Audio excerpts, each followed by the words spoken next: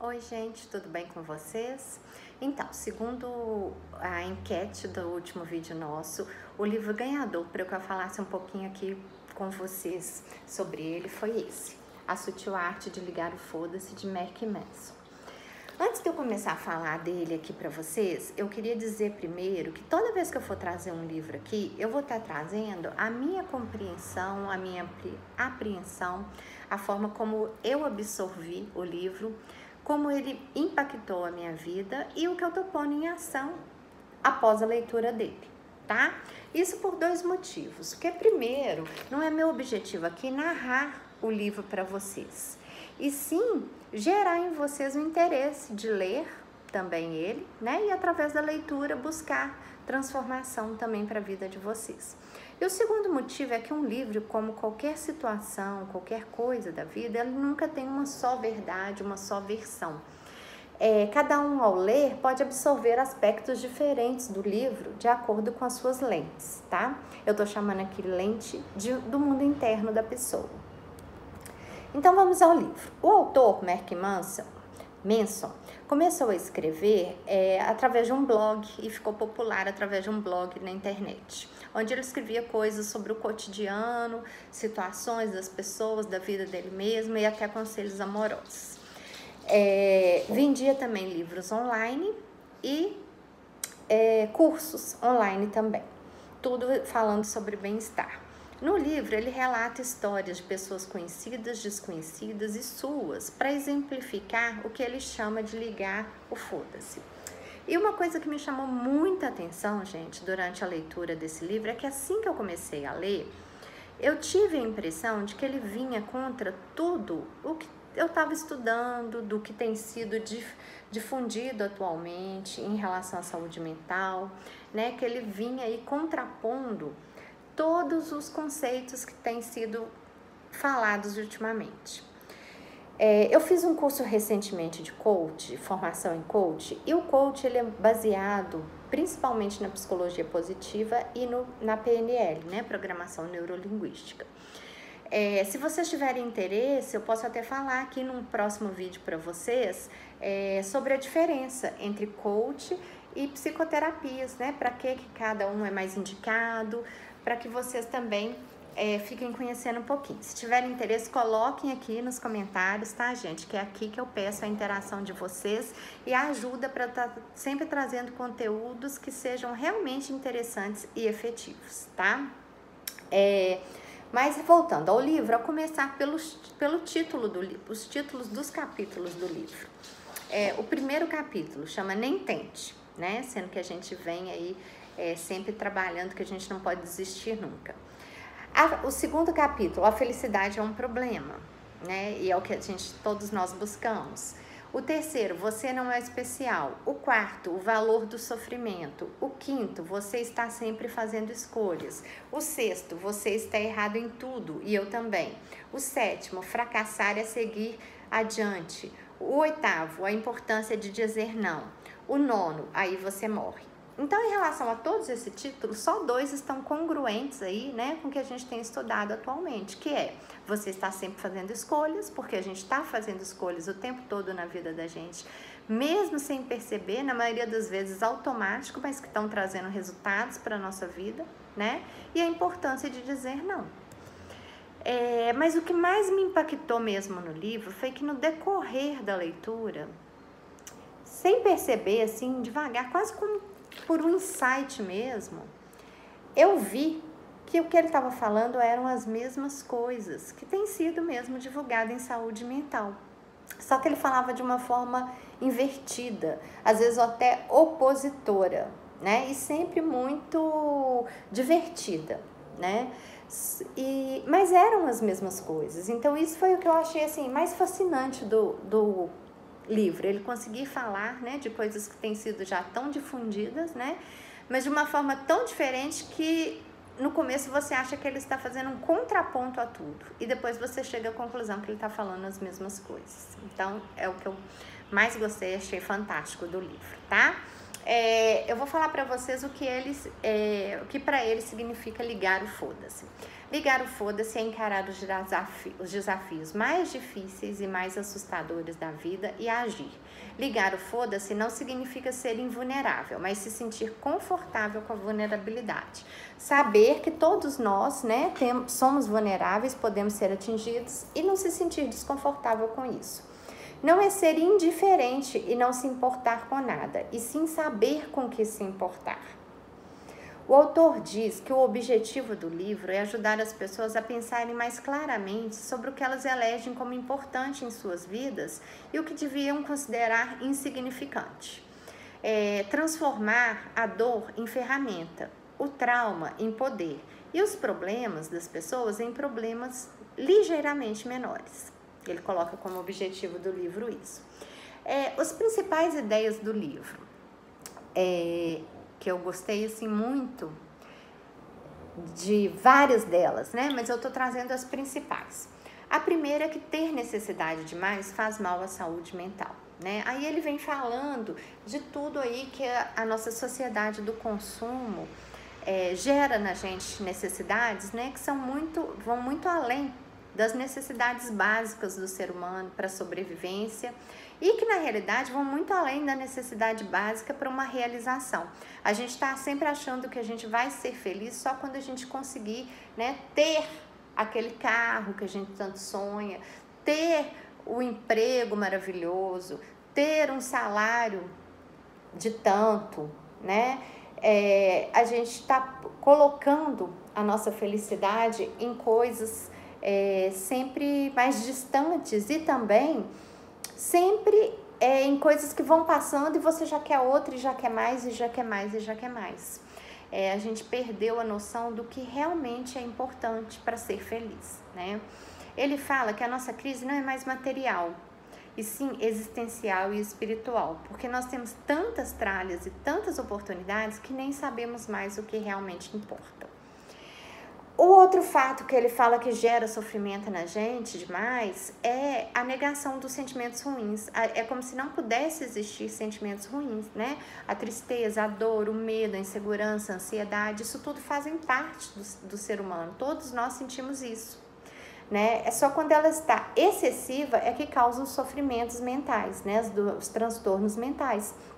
Mas um certo grau é normal na vida de todo mundo, em algum momento, em alguma circunstância. E hoje em dia a gente acha que a gente não pode mais sentir o que é ruim, né?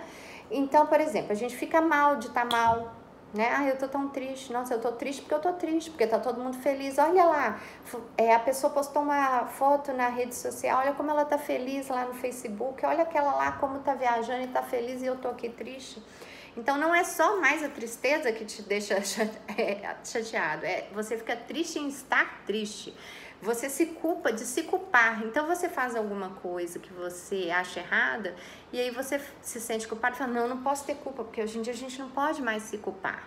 A gente fica irritado com a nossa irritação, né? Então, se a gente tá nervoso, não, mas eu não posso ficar nervosa, eu tenho que estar sempre bem. Então, isso é uma das coisas também que geram os sofrimentos, né? Porque um outro ponto que ele aborda e que todos nós sabemos é que sofrer é inevitável. Os problemas da vida são inevitáveis. Mas, quando ele fala que a gente sempre tem escolha, eu concordo plenamente com ele, é que a gente não pode controlar tudo que acontece na nossa vida. Mas a gente pode controlar como a gente vai enxergar o que aconteceu com a gente e a gente pode controlar como a gente vai reagir aos acontecimentos. E o sofrimento, ele é inerente ao ser humano, ele faz parte, ele é um agente de mudanças, ele até biologicamente, né, composição do ser humano. A gente sofre fisicamente também dores, a gente adoece, né? E a gente sofre emocionalmente também. Isso tudo faz parte da nossa vida, né? E é o sofrimento que nos impulsiona a sempre buscar algo melhor. Então, o sofrimento... a gente não deve ver o sofrimento só como uma coisa ruim. Essa é uma das ideias que ele aborda no livro. Priorizar com o que se importar. Isso é que eu gosto muito, tá? E no final eu vou falar para vocês como eu tenho usado isso. Não dá para se importar com tudo, nem devemos nos importar com muita coisa. Então, temos que importar com o que realmente é essencial. Se importar com tudo e com todos é uma doença, uma forma de tentar controlar tudo. Sobre a felicidade. O que ele fala sobre a felicidade? Que a felicidade está em resolver problemas. A felicidade é uma forma de ação. Então, que não existe uma felicidade assim, estável, né? É uma felicidade perene, que nunca vai acabar. A gente está aqui na vida e a gente é bombardeado o tempo todo de acontecimentos, de situações e que a gente precisa resolvê-las. E que cada coisa que a gente consegue resolver gera mudanças na nossa vida e traz felicidade. Mas que tudo isso tem um sacrifício embutido. Ou seja, tudo que nos faz bem vai inevitavelmente nos fazer mal. O que nos proporciona experiências positivas vai nos proporcionar experiências negativas também. Então, a gente tem que mudar a pergunta. A pergunta nossa não deveria ser como eu paro de sofrer? E sim, né, pelo que eu quero sofrer, pelo que eu devo sofrer. Qual dor você quer na vida? Porque a felicidade exige esforço e ela se origina dos problemas, né? E hoje em dia a gente quer muito a recompensa sem a dificuldade, a gente quer muito o resultado sem o processo, né? A gente não quer o processo de chegar ao resultado do que a gente busca, a gente quer só o resultado. Ele fala que nós não somos mais apaixonados pela luta, e sim só pela vitória, né? Um outro aspecto que ele fala é: você não é especial. E ele aborda isso da seguinte forma, né, que eu achei muito interessante. Primeiro, os seus problemas, eles não são os mais graves, os mais dolorosos do mundo. Você não é o único que sofre, né? Todos passam por sofrimentos, todos sofrem. E segundo aspecto nós não somos todos excepcionais, não nascemos excepcionais. As pessoas que chegam a ser excepcionais é porque elas nunca acharam que elas eram. Então, pelo contrário, as pessoas que são incríveis, elas são incríveis porque elas são obcecadas por se aperfeiçoar. Quem se torna excelente em alguma coisa consegue isso por entender que não nasceu excelente, mas que pode se tornar muito melhor. Eu adorei isso. Gente, na realidade, eu adorei o livro. Eu adorei essa sensação de estar vendo uma coisa pela primeira vez e não estar enganado sobre isso, né? Por ele estar falando das mesmas coisas de uma forma tão diferente que me fez pensar que eu estava vendo aquilo pela primeira vez. Então, eu gostei demais dessa sensação. E eu vou falar com vocês o que eu tenho trazido, né, para minha vida, colocado em prática para a transformação da minha saúde emocional.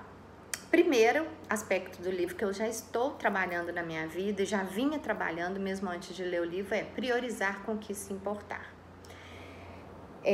Temos problemas o tempo todo na vida. Se a gente se preocupar com tudo e com todos, certamente nós vamos viver ansiosos e estressados, né?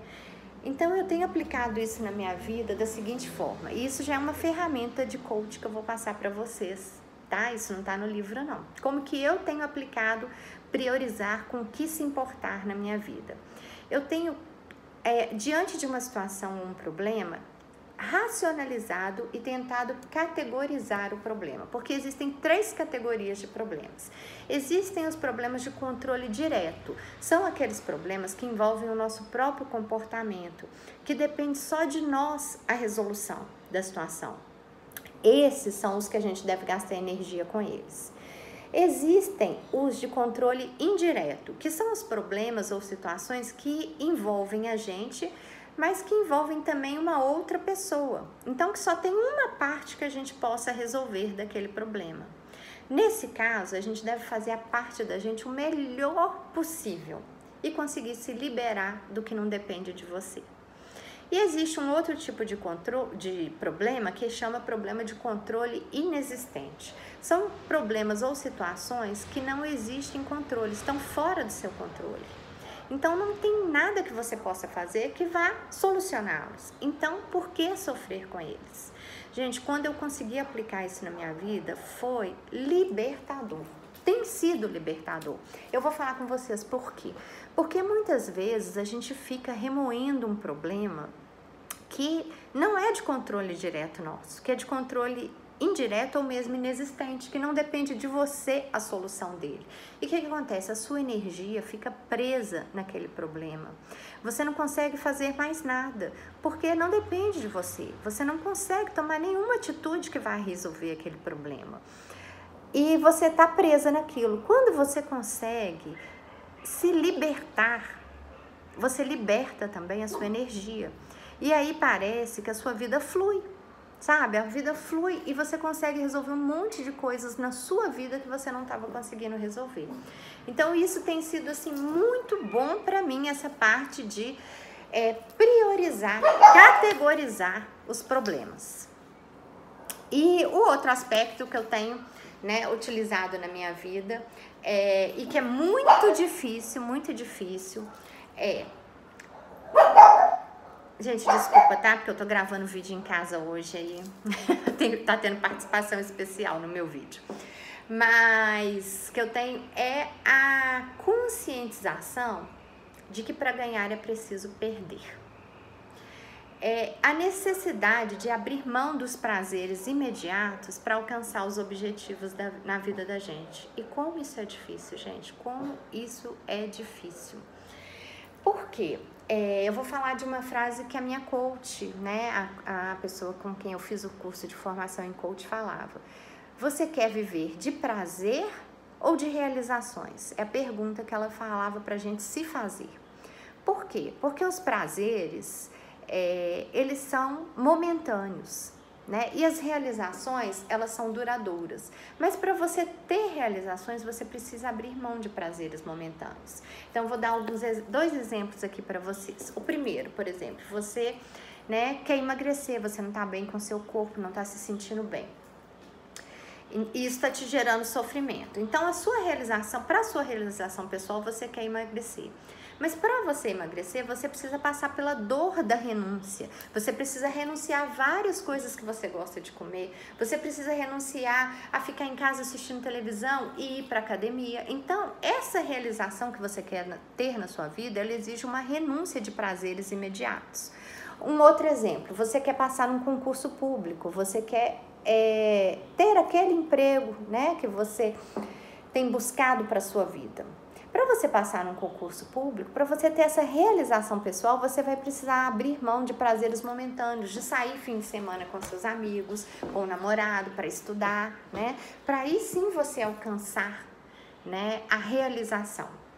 Então, voltando aí ao livro, o que o autor fala, ao longo prazo, terminar uma maratona nos deixa mais felizes do que comer um bolo de chocolate. Criar um filho nos deixa mais felizes do que conhecer o mundo. Viajar, por exemplo. Abrir uma pequena empresa e vencer dificuldades financeiras nos deixa mais felizes do que comprar um computador novo. Então, são atividades estressantes, árduas e muitas vezes desagradáveis, mas são as que proporcionam os momentos mais marcantes, mais significativos de nossas vidas. As realizações nos obrigam a abrir mão de prazeres momentâneos, mas a longo prazo temos prazeres duradouros. Então, eu tenho tentado aplicar isso na minha vida também, tá? Então, gente, sobre o livro é isso que eu queria trazer hoje aqui para vocês. Peço que vocês, se vocês gostaram do vídeo, curtam, comentem, compartilhem, coloquem sugestão de temas, tá? Pra gente continuar interagindo por aqui e cuidando da nossa saúde e da saúde da nossa mente, porque tá tudo aqui, gente. Até breve.